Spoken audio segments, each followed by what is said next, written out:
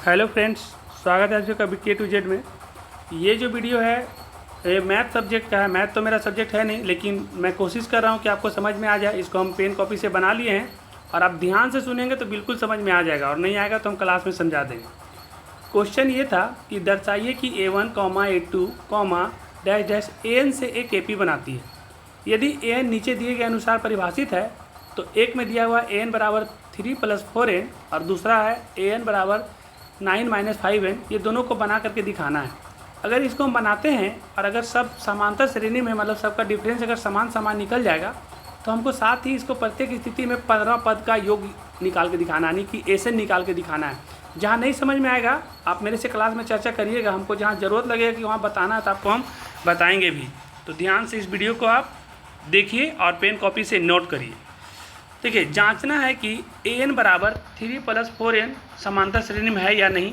तो चूंकि क्वेश्चन में दिया हुआ था, तो देखिए कि चूंकि हम क्या करेंगे कि एक बार हम n का मान 1, एक बार 2, 3, कम से कम 3 बार रखेंगे तो क्या होगा कि डिफरेंस पता चल जाएगा कि डिफरेंस बराबर है। जैसे मान एक बार निकाले तो 4 निकला, दूसरा में 7 निकला, तीसरा में 10 निकला। तो अगर डिफरेंस बराबर रहेगा तो ये समांतर श्रेणी में है।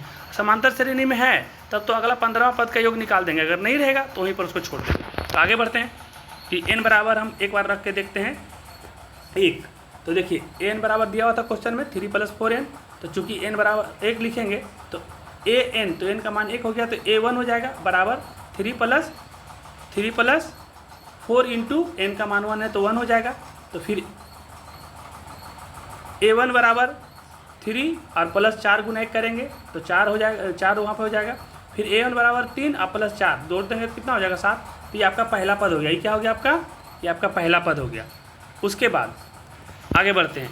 एक बार n रखे तो निकला 7, याद रखिएगा पहला पद कितना निकला 7। चूँकि n बराबर अब 2 रखते हैं तो n बराबर अगर 2 रखेंगे, n बराबर अगर 2 रखेंगे,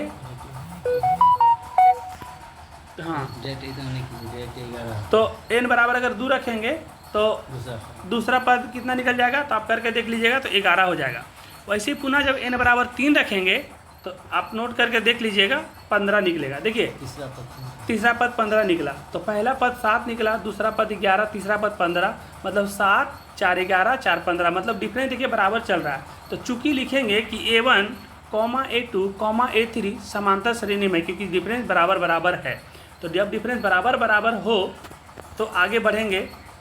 तो चूँकि D बराबर D निकाल करके देखेंगे तो क्या डिफरेंस निकालने का फॉर्मूला होता है T2 - T1, मतलब 2 निकला था मेरा, दूसरा पद 11 और पहला पद निकला था 7, तो T2 - T1, और फिर D निकालेंगे तो T3 - T2, मतलब तीसरा पद निकला था 15 और दूसरा पद निकला था 11, तो 11 - 7 करेंगे, दूसरा पहला तो 4 निकलेगा। अब बराबर है कि नहीं, तो बराबर है कि नहीं, तो 15 - दूसरा पद निकाले, घटाएंगे 11 तो 4।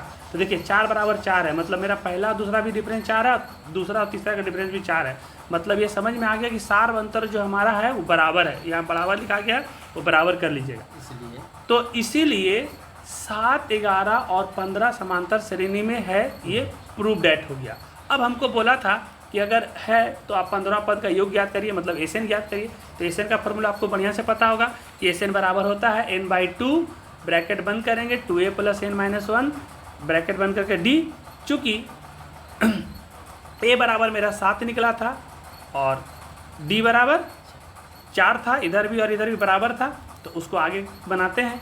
तो SN, तो n वाला 15 पद का योग बोला था, तो S n के जगह पे 15 हो गया तो 15 लिखेंगे। n बराबर 15 है तो 15/2 हो जाएगा। 2 a का मान 7 निकला था तो 7, प्लस के जगह पे प्लस n, तो n कितना है 15 और -1, तो -1 करेंगे, और d निकला था 4, तो डिफरेंस 4 4 था तो 4 हो गया।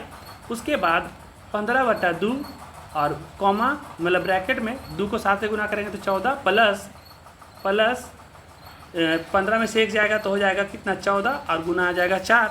उसके बाद 15/2 और ये हो जाएगा 14, प्लस 14 को 4 से गुना करेंगे तो 56, और उसके बाद थोड़ा सा ऊपर आइएगा तो 15/2 और 14 और 56 को जोड़िएगा तो हो जाएगा 70, और उसके बाद 15/2 और 70 यहाँ पर रखेंगे, 2 से 70 को काटेंगे तो कितना हो जाएगा 35 हो जाएगा। तो आपका देखिए आंसर 525 आ जाएगा। 35 गुना 15 करेंगे तो ये आपको प्रूव करके दिखा दिए। इसको आप नोट कर लीजिए बढ़िया से। कोई भी दिक्कत रहेगा तो क्लास में चर्चा करेंगे। इस वीडियो को समाप्त करते हैं। धन्यवाद।